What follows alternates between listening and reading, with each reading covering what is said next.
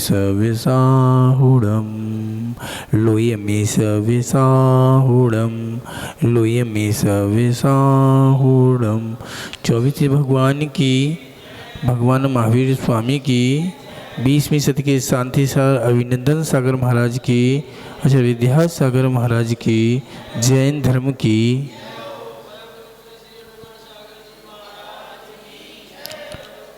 अनंत भक्ति भावना की। आज अनंत भक्ति भावना है 10वीं। अब जग में देव गति का, जग में देव गति का, शाम में समय आरती का, 22 परसे में रति का बड़ा ही पुरुषार्थ करने से हमको क्या मिलता है। परम पूज्य आचार्य भगवान विशुद्ध सागर गुरुदेव बता रहे हैं अपनी कारिका में, अनंत भक्ति में गुणगान कर रहे हैं। मायाचारी से रहित होकर स्थिति प्रकट करते हैं, भावना अनुराग रखते हैं। जिन भक्ति पूर्व अशुभ कर्म का क्षय होता है, जब जीवन में अशुभ औदारिक भाव आते हैं, समय समय पर देखना सुनना, समय समय पर भाव आते हैं और फल देकर निकल जाते हैं, तब आपका ध्यान कहाँ रहता है, इस बात का समझना चाहिए। अशुभ कर्म का बंद कर लेता है, अशुभ कर्म का बंद करके देवगति आराधना करता है। और वीतरागी देवगति में सर्वदेव केवल ज्ञान गुणगान करता है। अनंत भगवान कहते हैं, अनंत भगवान की देवगति की आराधना करके संसार पर्याय में वेदना से पीड़ित होकर जन्म जरा, क्या कहते हैं, जन्म जरा मृत्यु दुखों से शोषित होकर जिन धर्म की आराधना करते हैं, कौन करते हैं, अनंत भक्ति भगवान आराधना करते हैं। एकमात्र जिन भक्ति एक ऐसा भगवान परम औषधि है। परम औषधि क्या है, आप औषधि खाते हो ना, औषधि आपके हाथ में है। औषधि आपने, हाँ भाई संजय भैया, आपने औषधि खाई नहीं खाई, अभी नहीं खाई, अभी खाई तो सब ने खाई है, सब खा रहे हैं, अभी औषधि खा रहे हैं।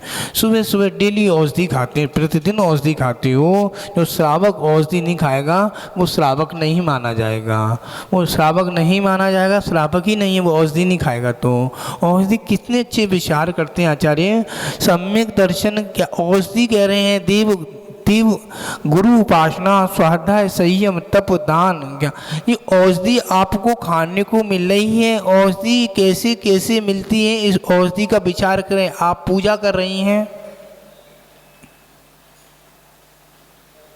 पूजा कर रही हैं, औषधि आपको मिल रही है। अभिषेक कर रहे हैं, औषधि आपको मिल रही है। अब औषधि का फर्क है, कौन सी औषधि कौन से काम आएगी। आप कहाँ औषधि लगाएंगे, जिस आपका दिमाग होना चाहिए औषधि कहाँ लगानी है और कैसे लगानी चाहिए, इसका विवेक अपने आप होना चाहिए। इस चीज़ का विवेक होगा तो आपका ध्यान गलत जगह नहीं जाएगा। अब मैं मुनि बना हूँ, मुनि अपने लिए बनाऊँ ना कि तुम्हारे लिए बनाऊँ, समझो। साधना अपने नहीं कर रहा हूँ ना कि तुम्हारे लिए कर रहा हूँ। हाँ कोई आ गया श्रावक, गुरुदेव मुझे आशीर्वाद दे दो, आशीर्वाद गुरुदेव सबको देंगे। कुछ ज़्यादा परेशान है, कोई ट्यूमर हो रहा है, कैंसर हो रहा है, महाराज आशीर्वाद अच्छे से दे दो, मैं अच्छे से नमोस्तु कर ले, अच्छे से आशीर्वाद मिल जाएगा। नमोस्तु भगवान के सामने आप करते कैसे हो, भगवान को नमोस्तु ऐसे करते हो, भगवान आपको आशीर्वाद देते हैं क्या, बोलिए। भगवान के पास आशीर्वाद लाने की ज़रूरत है। आप पहले तो ये सोचो, हम अभिषेक करते हैं, इसमें बता रहे हैं अभिषेक करने से पहले आपको कैसे खड़ा होना चाहिए। हाथ जोड़ के खड़ा होना चाहिए, टिक के खड़ा नहीं होना चाहिए। ये रेलिंग आपको टिकने के लिए नहीं खड़ी हुई, आदि श्रावक टिक जाती हैं।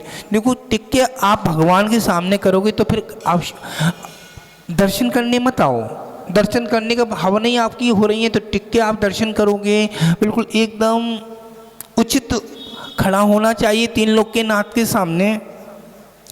और खड़े होने के बाद आपको खुद ज्ञात होना चाहिए हम भगवान की भक्ति कर रहे हैं, हमको फल जरूर मिलेगा।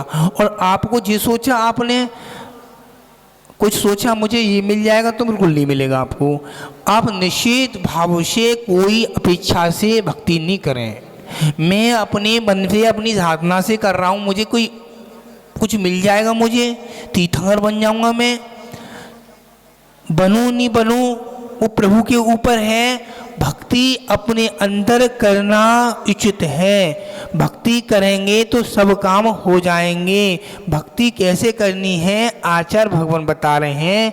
कोटि कोटि अशुभ कर्म का क्षय, सत्ता करता है दुख के दोनों पर, घर नहीं जाता है मात क्लेशहीन है। घर पे क्लेश, सारे दिन घर पे क्लेश करते हैं, सारे दिन घर पे जाओ, मंदिर आए 2 घंटे के लिए, शांति मिल गई आपको, घर पे गए वही, घर पे शांति नहीं है, मंदिर में शांति है। अब इसमें कह रहे हैं क्लेशहीन भाव जन्म लेगे। जन्म कैसे मिलेगा? आप संक्लेश परिणाम रखेंगे, संक्लेश परिणाम मत रखना। संक्लेश परिणाम जब रखेंगे तो आपको कुछ मिलने वाला नहीं है। चाहे मुनि हो, चाहे श्रावक हो, चाहे ऐलक हो, चाहे शुल्लिका हो, चाहे आरिका हो, कोई हो। और दुखों को आश्रय बंद कैसे होगा? दुखों के मेघ चारों ओर से घिरे हुए हैं और तीव्र आश्रय का बंद हो सकता है। दुखों के मेघ चारों ओर से घिरे हुए हैं। आत्मा का कोई भी डिस्टर्ब गोचर नहीं होगा, पर घोर तो ऊपर होगा सकता है। अपेक्षा से निज घर में रहकर मंदिर जाना श्रेष्ठ है। क्या बोले? अपेक्षा से जिन घर में रहकर मंदिर जाना श्रेष्ठ है। अब घर में ही रहता है, आपने अपने बेटे से बोला बेटा मंदिर चला जा, बेटे ने मम्मी मंदिर आप चली जाओ, मैं नहीं जाऊंगा। उसको मंदिर में कांटे चुभ रहे हैं, मंदिर का नाम लिया तो उसने तो भावना पाप की कमा ली, आपने पुण्य का आश्रय कर लिया। पुण्य का आश्रय आपने कर लिया। आपने सोचा था 28 तारीख से 10 लक्षण पर्व आ रहे हैं, इसमें से 50 लोग होंगे। किसी ने क्या करे होंगे? गेहूं की शोधना करी होगी, किसी ने मसाले शोधे होंगे। 27-26 तारीख को पिसवाने चले जाएंगे और अपनी अपनी सब व्यवस्था करी होगी। घर पे करी नहीं, मम्मियाँ बैठी हैं, करी नहीं करी हैं। सबके बच्चे अपने पति लोग करेंगे, कोई ऑफिस गया सबके करेंगे। तो मोनू भैया कह रहे हैं महाराज जी हमारे घर में दोनों हैं, वो सफाई कर रही हैं घर की। मैंने क्या कर रही हैं? मैं गेहूँ शोधन कर रही हैं, चावल शोधन कर रही हैं। तो शाम को आते नहीं हैं उन्हें। अच्छा, नहीं शाम के अभी आने की छुट्टी रखी है। हाँ, तो याद रखना अशुभ कर्म श्रेष्ठ। कैसे? घर बगल में बैठा है, घर बगल में सोच रहा है मंदिर जाऊं जाऊं जाऊं, कब मंदिर जाएगा? मंदिर के भावी नहीं हो रहे हैं। मंदिर सामने है, घर सामने है, घंटा बजता है, महाराज जी सुबह दर्शन हो जाते हैं शिखर के। बेटा शिखर के दर्शन तेरे हो जाते हैं, मंदिर में तू आएगा तब तेरे 1000 उपवास का फल तुझे अपने आप मिल जाएगा। हे ज्ञानी, अपने आप मिल जाएगा। हे ज्ञानी, अपने आप मिल जाएगा। तुझे ज्ञान की ज़रूरत नहीं है, ज्ञान तो तेरे अंदर भरा हुआ है। इस ज्ञान की पर्दा को खोलेगा तो ज्ञान सबके अंदर है। कमल जी आपके अंदर ज्ञान है, संजय जी ज्ञान है आपके अंदर, अशोक जी ज्ञान है। क्यों ज्ञान है? कि आपके अंदर चीटी के अंदर ज्ञान है। आपको यहाँ से आगरा जाना है संजय भैया, जाना है ना, माल के लिए मार्केट जाना है ऑर्डर लेने के लिए। अब वो मार्केट जाना ऑर्डर लेने के लिए आपने एक छोटा बैग लिया, उसमें रखी रसीद और चीटी को जाना है। आपके बैग में चलेगी चीटी, ज्ञान नहीं होगा कैसे चलेगी उसके कि घंटों में पहुँचूंगी, 4 दिन में पहुँचूंगी, महीने में पहुँचूंगी। वो फटाक फौट की सुबह गई शाम को पहुँच गए 4 घंटे में। तो आपको पहुँचने से पहले विचार करना चाहिए हमको कैसे करना चाहिए। संजय भैया श्रेष्ठ, आपने सोचा, विचार किया, नहीं किया? हर चीज़ पर विचार करना चाहिए कि हम अनंत भक्ति भावना पढ़ रहे हैं।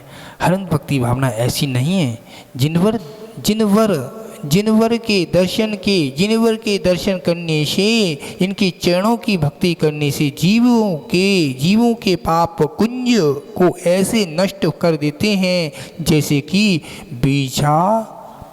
बीजापत के गिरने से विशाल पर्वत से टूट कर गिरता है। आपको पता है एक वृक्ष है, वृक्ष जानते हैं, छोटा सा राई के बराबर आपने दाना डाला, बारिश हो रही है तो बहुत वृक्ष बड़ा हो जाएगा।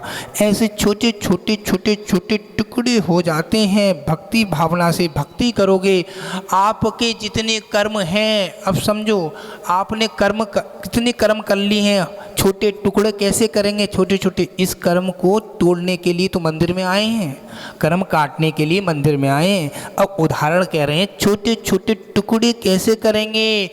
भैया संजय भैया, आपने अभिषेक किया, आपने मुनि को आहार दिया, आपने मुनि की भैयाबत्ती करी, आपने मुनि के शौच आदि में गए, आदि आपने उपयोग किया, तो आपका उपयोग अच्छी जगह लगा। और इसमें बता रहे हैं भक्ति भाव से टुकड़े टुकड़े करके आपको पुण्य इतना इकट्ठा हो जाएगा, वो पाप बैलेंस हो जाएगा, ये पुण्य तुम्हारा नया चालू हो जाएगा। अब कुछ दिन पहले बताया था, दो भाई थे।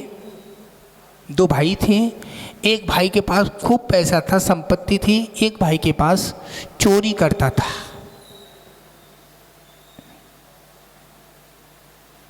एक भाई चोरी करता, खूब संपत्ति आ गई, खूब संपत्ति घट्टी गली चोरी करके।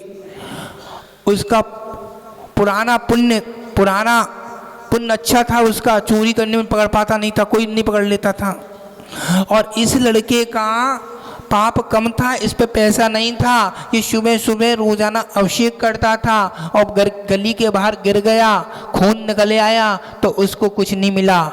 उसको गिरने पर ही उसके सोने की थैली मिल गई। उसका तो पुण्य था और इसका पाप था। तो याद रखना, अभी ऐसे ही कह रहे, छोटे छोटे पाप को खत्म करेगा और नए पुण्य को इकट्ठा करेगा। वो नए पुण्य को इकट्ठा कर रहा अभिषेक करने से। अशोक जी, आप भले भक्ति करते हो, इतनी गुरु की सेवा करते हो, आज इस काल में आपने खूब भक्ति करी, इसी काल में समाधि मरण करके आप किसी के विरुद्ध आपको ऑटोमेटिक सब कुछ मिलेगा। ये सोच रहे मुझे नहीं मिलेगा, बिल्कुल मिलेगा। आपकी इतनी अच्छी भावना है तो आप क्या सोचते हो मुझे नहीं मिलेगा?